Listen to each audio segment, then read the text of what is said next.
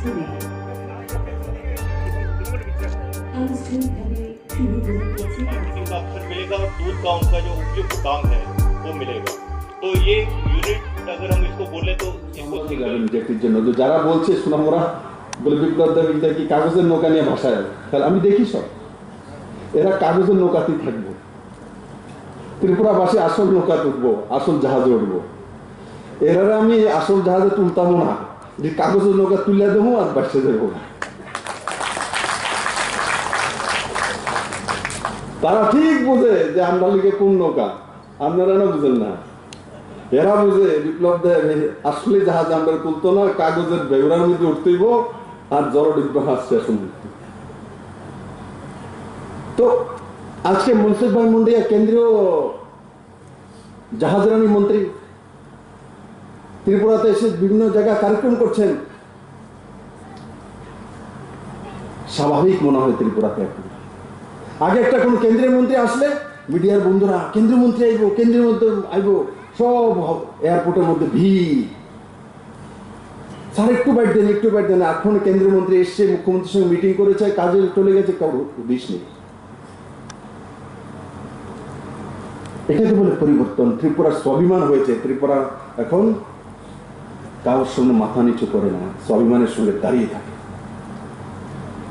আজকে উনি যে বিষয়ে আপনি কুইন পানিপলের বিষয়ে বলছিলেন, আজকে আমার সঙ্গে ব্রেকফাস্ট করার সময় নিজেই বলছেন, বলে দাদা ऐसा करते हैं जो यहाँ से अगले सीजन में, बोले मैं जानता हूँ दुबई में अगले सीजन में यहाँ से क्वीन पाइनएप्पल एक जहाज, बड़े जहाज हम पैकेटिंग करेंगे। अब मुझे बोला, बोले एक जहाज पूरा क्वीन पाइनएप्पल हम भेजेंगे, चाहे उस जहाज का पैसा मेरे मंत्रालय को देना पड़े, नहीं तो आप देंगे, दोनों में से एक देंगे फ्री में। इसमें 10 करोड़ जाए, 20 करोड़ जाए, जो किराया पहला किराया हम देंगे, नहीं तो आप देंगे। तो हम बोले ठीक है, और पूरे जहाज भर के क्वीन पाइनएप्पल दुबई के बाजार में पहुंचा देंगे। एक जहाज अभी पेया जाता है 1 ट्रक 2 ट्रक, बोलছে एक जहाज एक सीट पूरा পাঠাবো, বলে আমার উপরে ছেড়ে দিন। আজকে এমন এমন মন্ত্রী এসে আমাকে বলে, দাদা मैं ये कर लेता हूं। এই কোম্পানির ডাইরেক্টরদেরকে এবং যারা এই প্ল্যান্টে কাজ করবে তাদেরকে বলবো, প্ল্যান্ট যারাই কাজ করবে এই প্ল্যান্টটা আমার, এই মানসিকতা নিয়ে কাজ করা। তবে 50,000-এর বদলে সেটা 60,000 হয়ে যাবে কম সময়ের মধ্যে।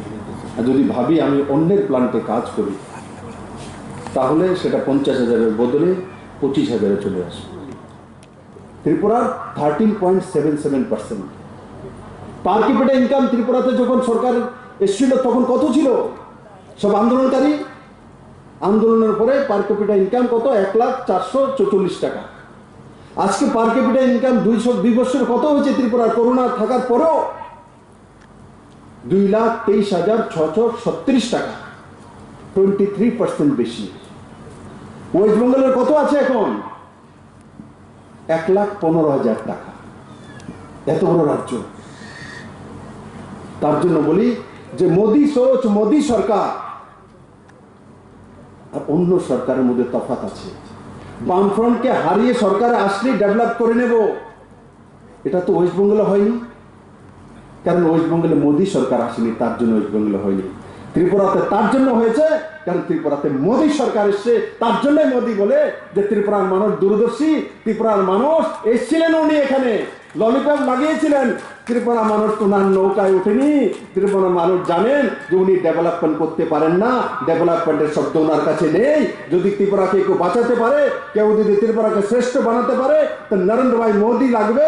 আর সেই দিশাতে মানুষ 0 থেকে সত্তা বানিয়ে দিয়েছে, আর মোদিও সেই দিশাতে হীরা থেকে হীরা প্লাস বানিয়ে মডেল স্টেটের দিকে চলে যাচ্ছে। ত্রিপুরা নর্থ ইস্টের করিডোর হতে চলছে। আমি আশা করি আমার সমস্ত নজওয়ান যারা বিজনেসম্যান আছে তাদের মানসিকতা সেই দিশাতে হবে। এক শ্রেষ্ঠ ত্রিপুরা, শক্তিশালী ত্রিপুরা, সমৃদ্ধিশালী ত্রিপুরা, মডেল ত্রিপুরা, আর সর্বত 37 লক্ষ ত্রিপুরাবাসী একটি নতুন কাজ করি, দেখি এই কাজটা করলে আমার কত লাভ হবে, মানে ত্রিপুরার মানুষের কতটা লাভ হবে। যখন দেখি লাভ হয় এত, তখনই তার মধ্যে হাত দিই, না হলে দেব না। আন্দোলন করে লাভ করুন, এই বিজনেস আমি করি না। তাই বন্ধুরা, দুগ্ধজাত সামগ্রিক উৎপাদন